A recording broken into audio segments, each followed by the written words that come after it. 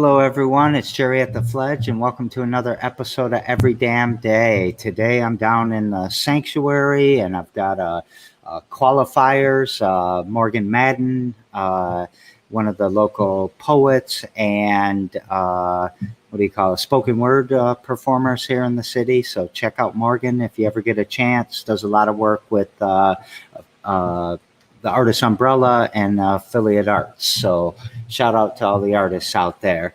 Now, a couple shout outs of some things that are happening this week. I think it's really important to mention again that we've got the mobile recovery clinic showing up on Thursday at noon. So if you've got a person who stopped using, they're in recovery, and they would like to give a health checkup, come on by between 12 and 2 tomorrow. We'll also be doing harm reduction, Narcan giveaway during the event as well.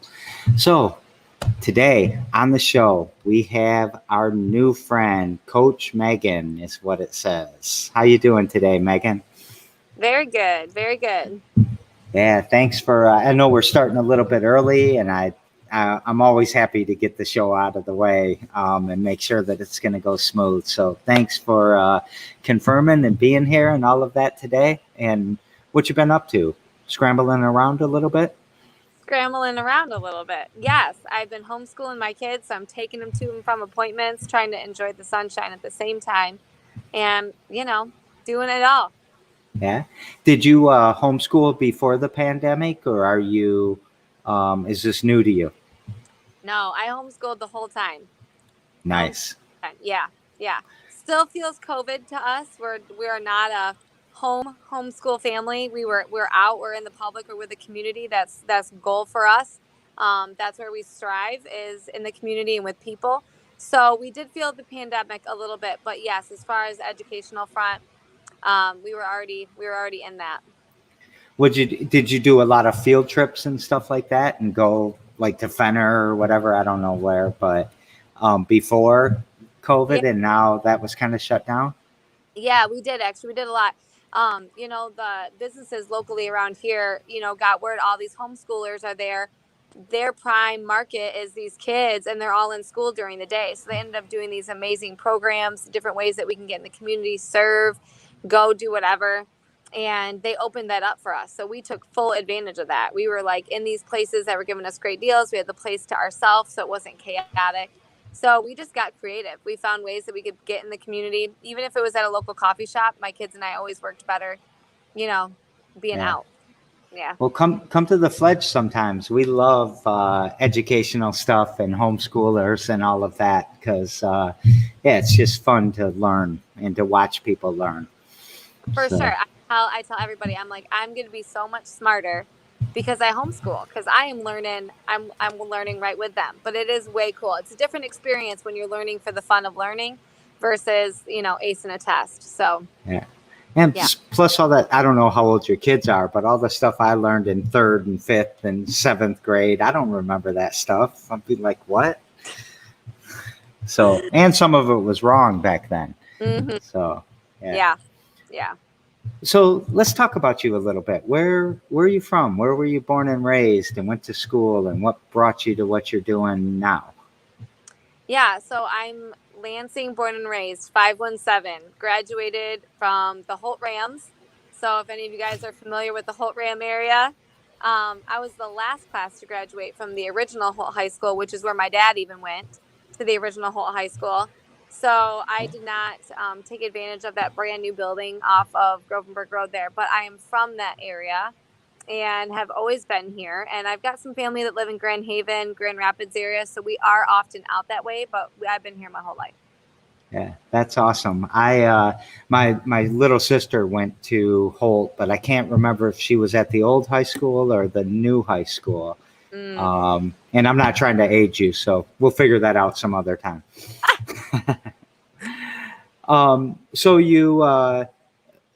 what'd you do after you graduated?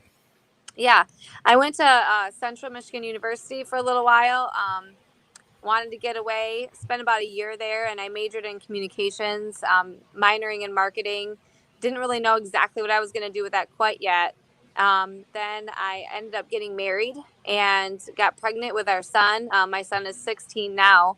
So we just decided to just to come home and try to figure life out as a newly married couple and a mom and all that stuff. So college life lasted a year. Yeah. Yeah. What'd you do after? So you come home and you're a mom. Did you spend a lot of time maybe homeschooling? You know what? Right?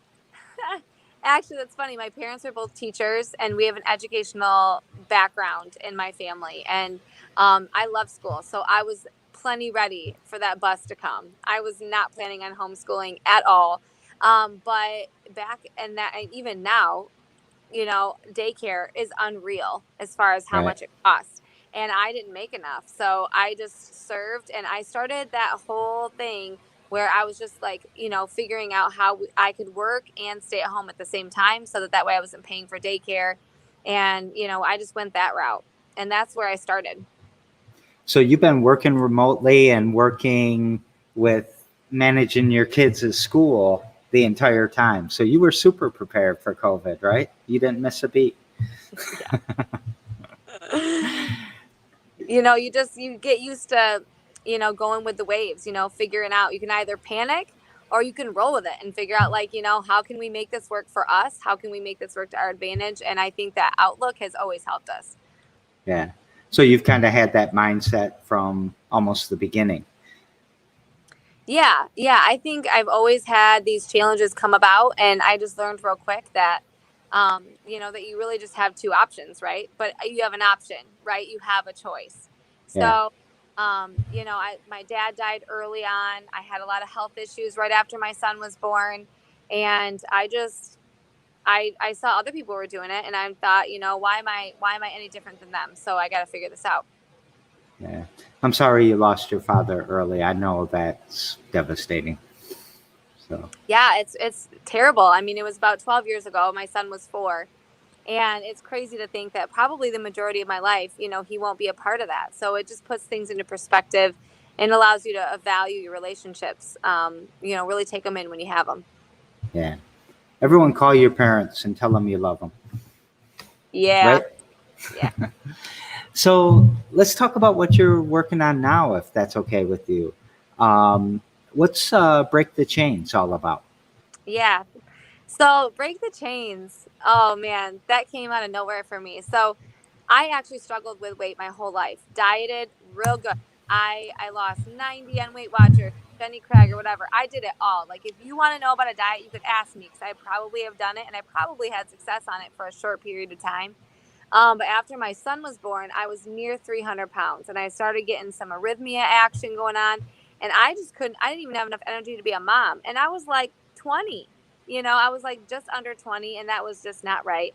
So I was like, forget this. And I started really focusing on just health and wellness and not just getting skinny because there's Hmm. totally a difference, right? And at 300 pounds almost, I was like, do not talk to me about lifestyle. If a diet would tell me, you got to make it your lifestyle. I was like, I don't want it to, we can talk about my lifestyle when I get this weight off of me. But right now, I want to focus on change.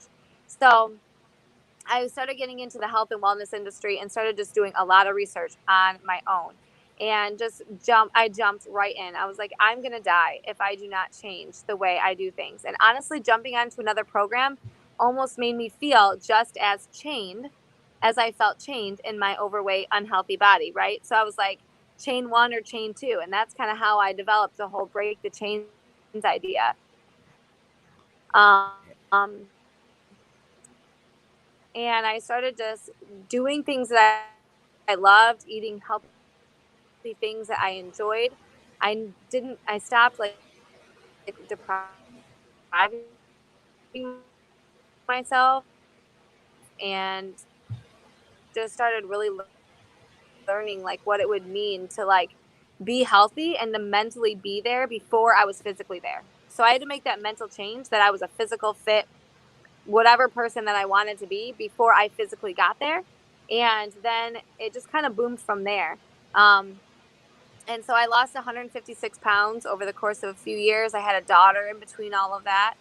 And yeah, I just started saying, you know what, you got to break the chain. Like the health and wellness industry is complicated And you don't have to love kale. You don't have to want to be in the gym every day to not want to feel sick or to look good. Everyone wants to look and feel good.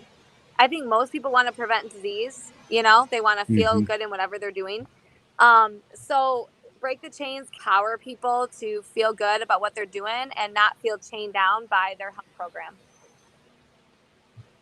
And did you did you find that a lot easier when you let go of the Can you hear deprivation? me And okay, Jerry? yes, can you hear me? You you were crackling in and out a little bit. Are we better now? Yes. Yeah, I can now. Uh, when you kind of gave up, or Yeah, not gave we're up, good. that's the wrong word. When you let go of the deprivation, which really doesn't work in healthy diets, I mean, you're doing something unnatural even there. Was it, did you start eating whole foods and natural foods and change your diet and still eat what you wanted though? I mean, eat as much as you wanted?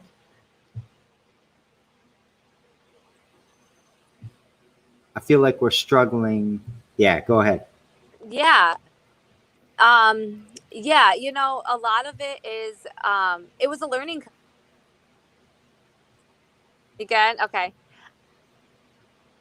A lot of that it's a learning curve. So you cannot go from if you want to learn the guitar, you're not going to be able to pick that thing up and just play it. There's no flipping way. You have to start with small steps. So same thing with coaching. When someone comes in, if they're eating McDonald's every single day and that's what they're used to doing and not moving, there is no way I'm going to send them to do a marathon the next day and eat nothing but whole foods. Like, it's got to be a doable thing that Right. you can accomplish. So it was a working progress for me. I can't say that overnight I changed, but I did stop fighting with myself because that way I didn't really feel like I needed to abandon what I was doing because it was stressing me out. Right. I couldn't have my program stress me out. When you have to lose over 100 pounds, there is no way you can be miserable that whole time. That's why people are willing to do surgeries. They're willing to do anything because they're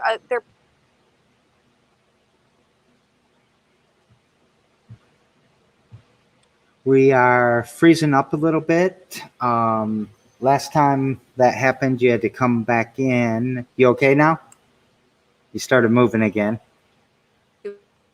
we still have good connection. We're okay. Yeah, I can hear you okay.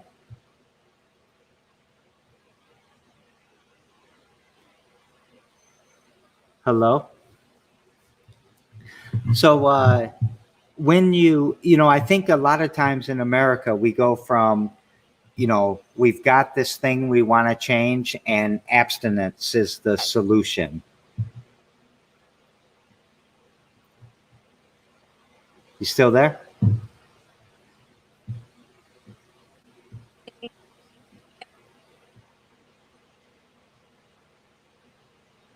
I can hear you when you talk, but I haven't seen you try to talk in a minute.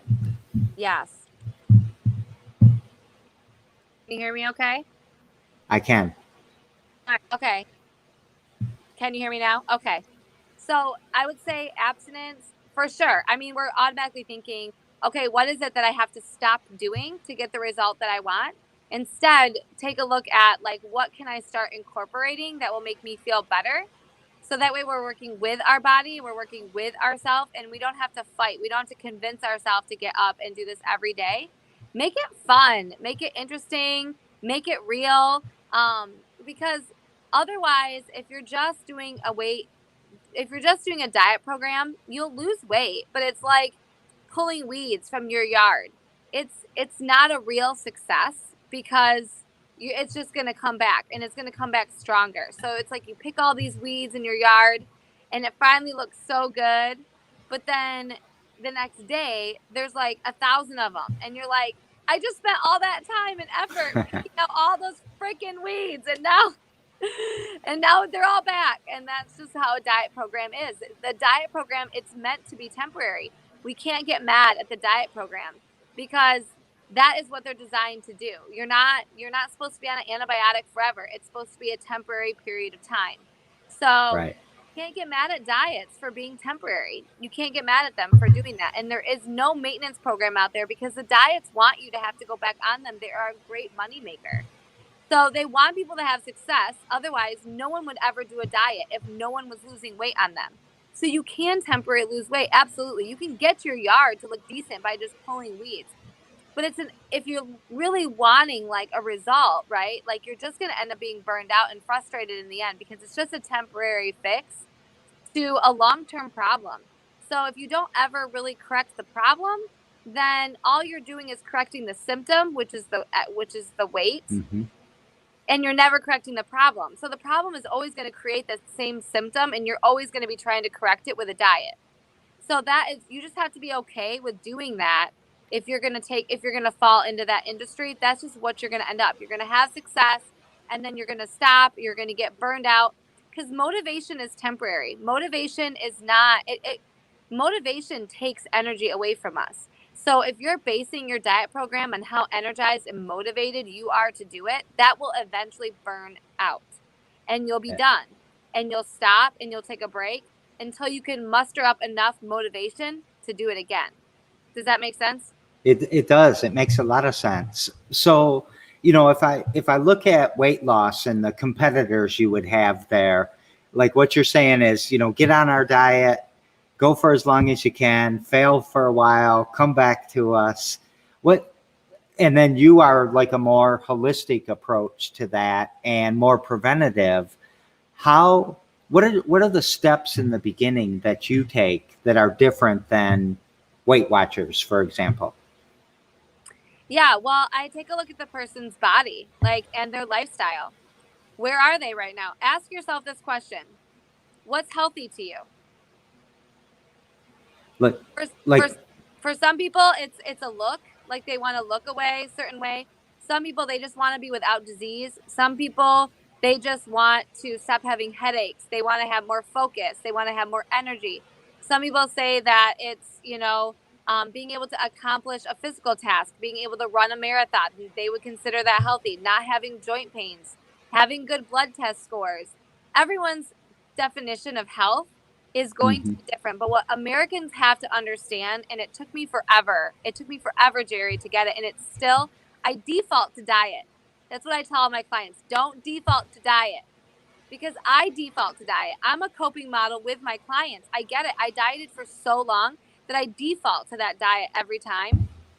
But we can't do that. We have to remind ourselves that everything is going to look different. And even if you change your image, it does not mean your health will follow suit. You have right. to be okay with that. If you're eating artificial stuff, if you stop eating, if you do any of those things, it will not mean that you're healthier. It will not mean that you will necessarily feel better. And a lot of the time, we're not even really losing fat. We're losing muscle mass.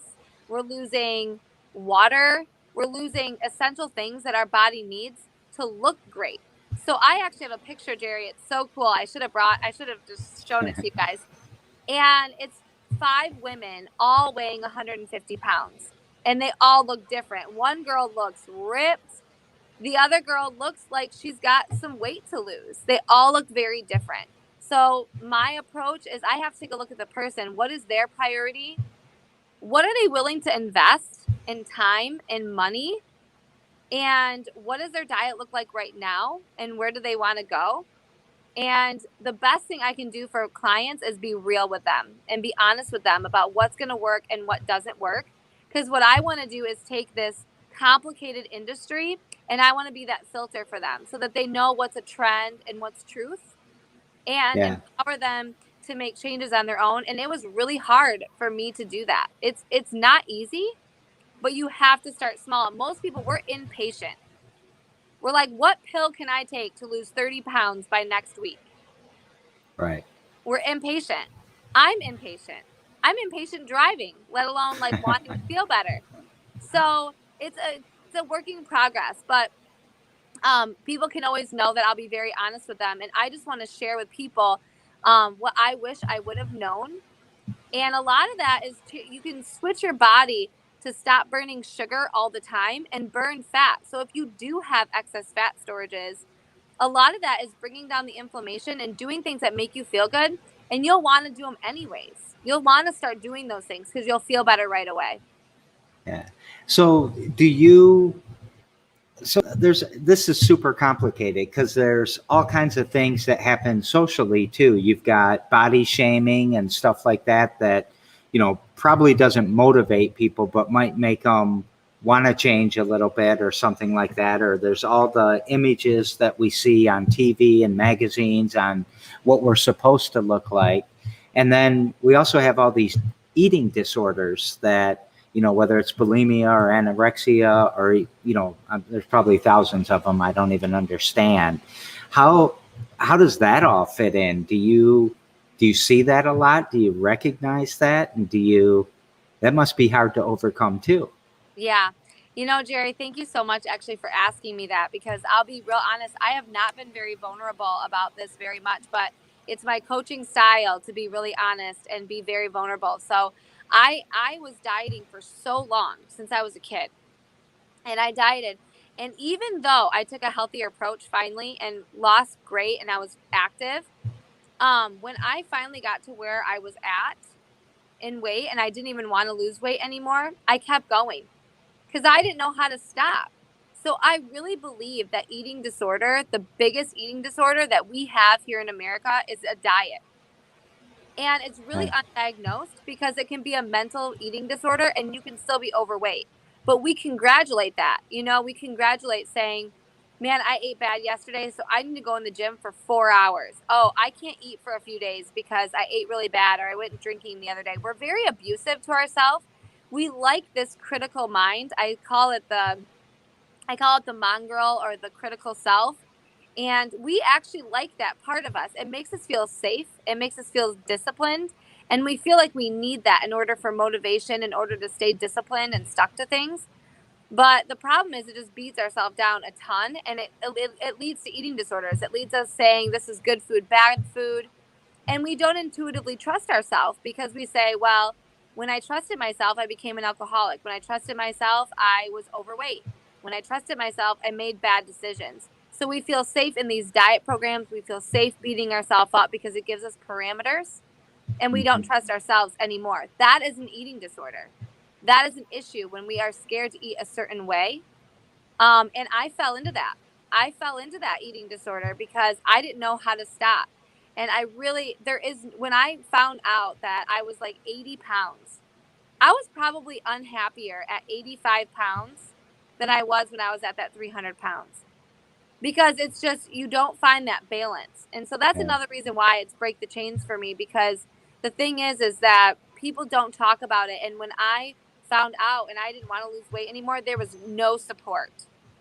There's no support. We're right here by MSU. Do you know how many people have eating disorders right here at MSU, and there's no support for them whatsoever because no one wants to talk about it. Everyone values exercise and eating overly healthy. But there's a mental miss there. Yeah. I have so many questions for you. First of all, I want to pause and just really congratulate you for this strategy and this mindset. You're using a lot of words that come out of the harm reduction space and substance use disorder, because I do think that, we have these eating disorders, and sometimes it's overeating, sometimes it's undereating, sometimes it's doing all of these things. And I love how you're not just saying, zap, fix it, here's the magic pill, or here's the magic surgery, or what have you. So that's not really a question. It's just kudos to you. I also, what have you seen as far, and I don't know what your clients look like, as far as demographics and all of that, but I know like on the east side here, I can say that Capital City Market is a grocery store, so we don't have a food desert, but it's not a grocery store for everybody in the neighborhood. And most of our grocery stores are either the Quality Dairy or the 3 or 4 liquor stores that are around us. So it's chips and pop and candy. What do you see in that space, if anything? As far as clients that go there. Yeah, well, like clients that are, they're just being in a neighborhood can make you overweight or make you eat unhealthy. Overweight, I don't actually like to say in Yeah. front of you right now. Yeah. Yeah, Seems, that's a great question. I mean, honestly, it really just depends on where their mindset is because there actually is a lot of it is and I was going to touch base on this at the end, but a lot of it is I feel that my business, I can impact more people if I stop doing as much individual coaching and do more group education and more of like a blog. So I actually am mm, in a transition of changing my website over to more of a blog. And the reason why I say that is because a lot of the time it's just a matter of me giving people the resources. They don't even know what they can do in order to like eat healthy, like super cheap. I'm a single mom of two kids. I get a budget. So a lot of that stuff is going to be relatively available because it lasts forever on the shelf. It's super cheap. hmm. But like I said, with my type of coaching, you don't have to completely switch your diet 100% overnight. It's just a matter of like even going to QD, there's other options you can have at QD. There's other things. Why are you so hungry? Why are you so hungry? Why do you eat 1,000 to 2,000 calories and you're still hungry afterwards? There's reasons for that. We're just not educated. So I think empowering people by educating them so that they understand why they are grabbing what they want to grab and giving them tools and resources that are relatively available to them, like that's the thing too. Break the chains is all about the fact that when you're on a diet, you think about food all the time. It consumes your day, it consumes your social life, it consumes your wallet, it consumes all of those things. So for some people, it can't be that way to them. So it just needs to be a matter of educating them and understanding that. So if they go to QD, it's fine. They can make just two extra good choices a day. Maybe it's just drinking enough water for your body and not making Hmm. any difference in your food choices at first can make a big difference. And they will feel empowered because they can control that. They can access water, they can get enough water. Sometimes it's that simple. Sometimes it's as simple as slow the frick down during your meals. Put the fork down because we're in a Oh, rush. yeah. We're not even tasting our meals anymore because we're just eating them so fast. We're in a busy society. So put the fork down Chew and your food. chew your food. Yes. Yeah. Yes. So I like that too because education is super important in all types of places, obviously. But people really, we don't teach it in school anymore. I mean, I don't know when you went to school, but we had home ec and we learned nutrition and all of that. And I think that's all gone from school. And then you've got, well, if I get on Magic Sodexo too much, I'll go on a rant. But I mean, what we're even serving to like kids in our schools and the marketing companies and the big food companies that just push corn syrups and all of these horrible things. Do you see us raising our children or raising a generation to be addicted to sugars and salts and all these things that make me want just more and more and more? Absolutely. First of all, we're not resting at all. So kids are not getting enough sleep. That changes their hormones. We're seeing sicknesses in our children that we used to only see in our grandparents. I don't know if you agree with that. I do But agree with that. why is that? Well, if you wanted to breed a champion horse, you would not go and pick the two sickest horses and think that it's going to produce a good, healthy horse. It won't. So what's happening is that we're making these bad decisions and we're producing the kids that already have these issues already set in stone because we're not there. So the sickness is coming earlier and earlier. And that is actually one area that I'm going to be speaking on, actually, possibly at the Capital City Market. That will be on my blog. But me and another local chiropractor are going to talk about how parents can actually help their kids to empower them to eat healthier. Because a lot of parents don't know how to do that by preventing the earth, like our world, to market to them that they have to eat and diet a certain way. They're dieting at a super young age, or they're just eating and drinking so much sugar, and the parents just don't want to have to think about that. They're not Yeah. with their kids the majority of the time, you know? Yeah. So yeah, it's gonna happen. We're gonna find obesity in there. We're gonna find even my own kids struggle with obesity, and people say, "Gosh, Megan, you're a health coach," and they're doing that, and I'm like, you know what? It's the world. Hmm. It's real. So I don't want to just look the part. I want to be what I say and what I'm preaching. And I live in this world too. I'm up against it every day. So I want my kids to not do healthy things because they think they have to fit this category that the world places them in. But I want them to understand that like feeling good and making good decisions is like it rocks. It's a good idea. So I want my kids to do that. I want my daughter to make good decisions because it makes her feel good. She feels so accomplished when I put her on a program to like just run with me. And I'm not telling her to do that because she needs to look a certain way. Right. It feels good to accomplish crap, you know? So I think with kids, for sure, we need to educate them even more because they are the leading generation. They're going to be coming up and they're going to be educating the world at next. Yeah. So we need to empower them a little bit more. They've got a lot of power for us. So, one more quick question about what you're doing with Break the Chains. I see you've got some events. You're calling out all the health and wellness people in the city to, join you and stuff. I think you're trying to do some collaboration to get the voice out there even bigger. Tell us about that. What's that look like? I have to be honest, it's probably one of the most exciting things that I am doing in a long time. So, I've coached a long time and now I want to help other people do it. So, I've been working with business owners in the Lansing area and Grand Rapids area for several years and have developed great relationships. And I have seen the value and the power in collaborating versus competing and community versus competition, right? So, health and wellness industry, we are a different animal. We should be rising up, especially now with COVID. We need to be rising up, supporting each other, and providing lifelong confidence in our community. We need to be rising up and really outreaching because there's so many good health and wellness industries and so many good people in the local area, but our community doesn't know about them.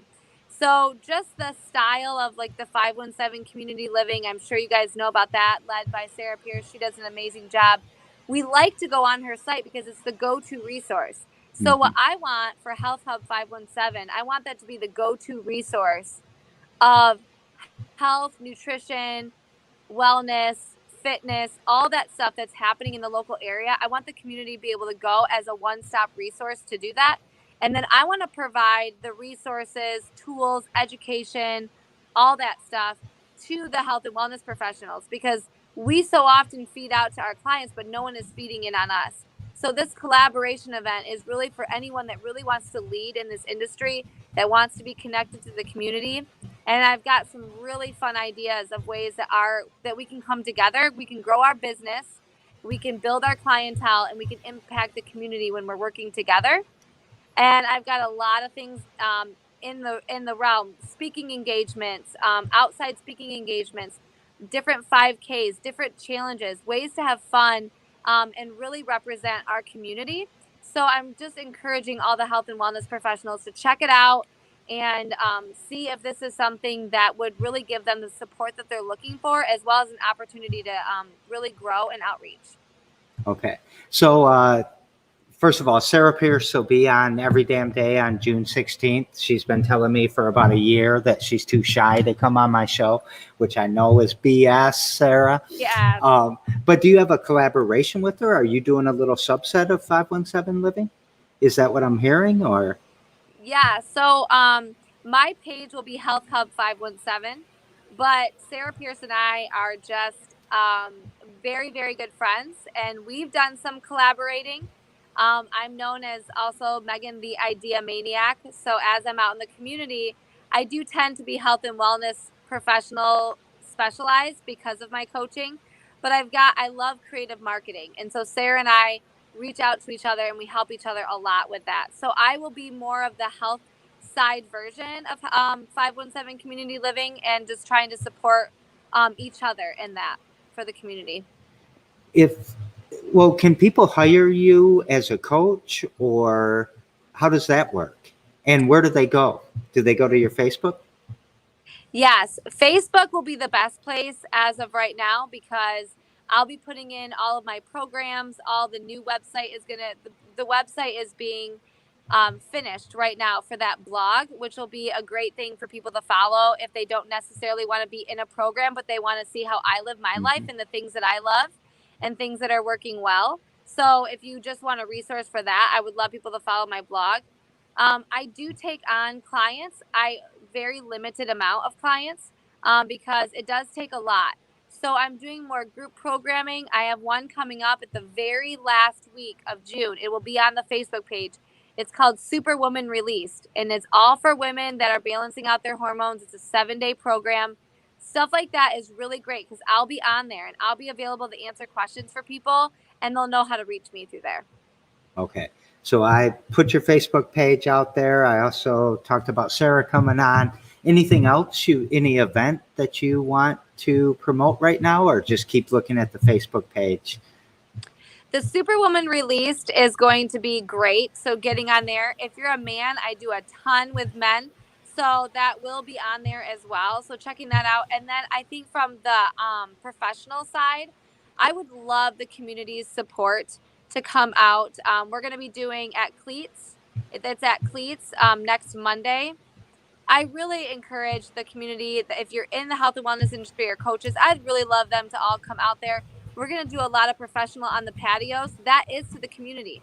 So if you guys are out there and you want to learn stuff from different professionals, we're going to have a lot of speaking from there. So yeah, just follow the Facebook page. There'll be a lot of fun calendar events coming up between me and the 517 community. You'll be able to find some of those things on there too. Okay. I found the cleats one, so I'm putting that in the comments as well. Thanks, Jerry. What's something you do every damn day to push this needle forward? Every damn day I get up and I spend at least 30 minutes doing some moving. Like exercising, running, lifting weights, stretching. It gets me focused on myself, and you have to be totally present when you're doing that. And that's a challenge for me, is being really present in the moment. So every damn day I wake up every morning and I get my blood flowing and I give some time to myself first thing in the morning. Did you build your meditation into that process? I did. It was the one thing I could do that increases my adrenaline, gets my blood flowing, gets some prayer going, visit myself for a minute. Mm-hmm.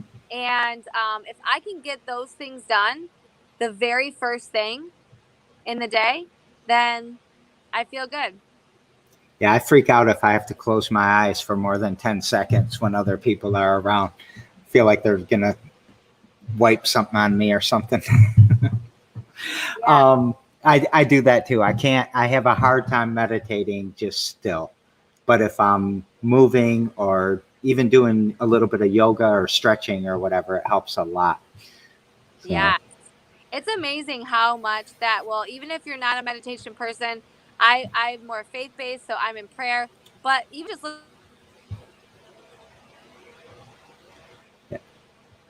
We lost your audio for a sec. That could be a message that you received. You're back. Am I back? Okay. Yeah. So it could be like listening to some empowering music. Everyone loves music. That's a universal language. And just getting in there, getting your blood flowing, getting some oxygen to that brain. I'm telling you guys, even 20 minutes, 10 minutes, you feel so good and so empowered. Give yourself that moment. You just set yourself up on this one because we daisy chain the shows together. And yesterday on my show was my daughter, or the spirit of my daughter. And the family and we talked about, what we think the question, she's passed away, and what the question she would pass to you would be. And it is, what song can take a bad day and turn it into a good day for you? So. Oh, that's so hard. So I would say it's between two. I have to say that. It's a balance. So Thank You is a song that my son wrote. He published himself and he has it on Amazon and all that stuff. it's all about being thankful. And every time that you feel in a crud, if you just think about the things you're thankful for, it changes things like big time. And then also,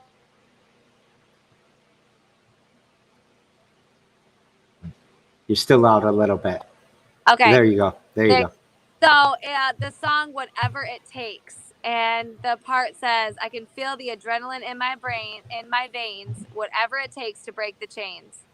So, and knowing that you don't have to live uncomfortable, don't normalize your discomfort, and just do whatever it takes.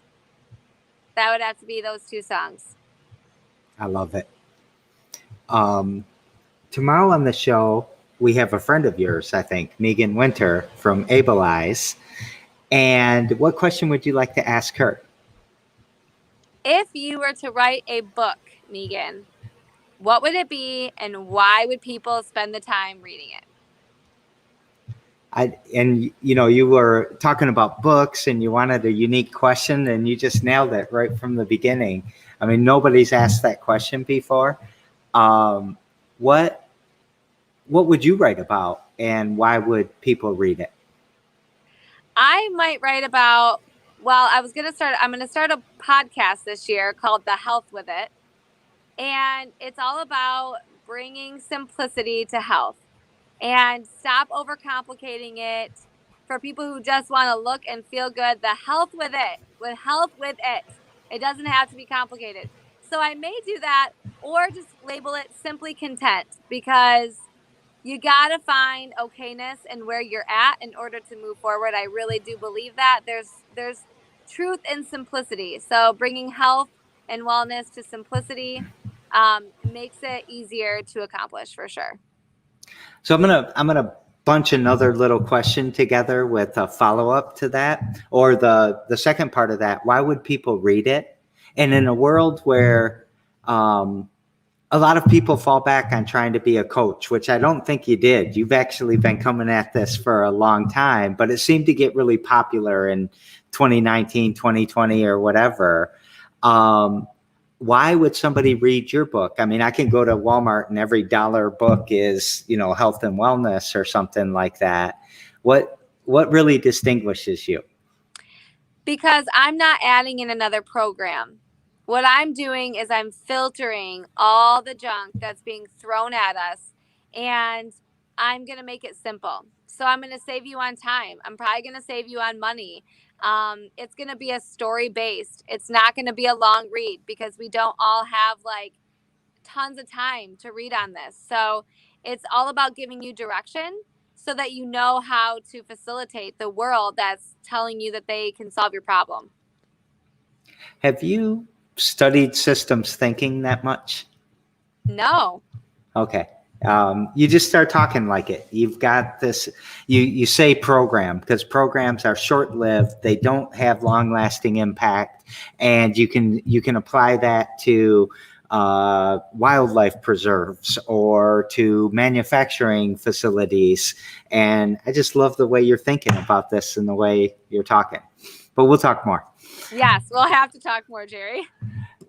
So, man, I think I love asking this question, but everyone else hates it when they hear it. But happiness, sadness, joy, and hope. You want to talk about any of those words? Yeah. If I could talk about happiness and joy and the difference between the two. Okay, I'd love it. So for me, happiness is temporary. It's what's happening, right? It's in the moment. It's the happenings. And happiness is just going to be temporary. We tend to go for the happiness because it's the initial like little hit that we want for that initial happiness. But joy is something that cannot be taken away. It's sustained, it's always living, and it does not affect your happenings. So joy is always there. And so finding the joy will give you a peace that you can't get with happenings. Happenings, you are really enslaved to what's happening around you, and you will only find happiness when there are good things that are happening. Joy you can get no matter what you're going through. I like it. Most people pick hope. It's the entrepreneurial word, optimism and hope and all of that. So thank you for picking to different ones. Yeah. So did we forget to talk about anything? Any events, websites, something you really wanted to get off your chest? Mm-hmm. So many things. I just want to encourage everyone that overall, your ideas are not too big. Brainstorming is key. Have fun with vision of where you can go and what you can do. And lean into the challenges. Don't try to escape those. I would love support. The best way to support me is on Facebook, because right now I'm transitioning into doing a lot of things. Podcast is coming, blog is coming.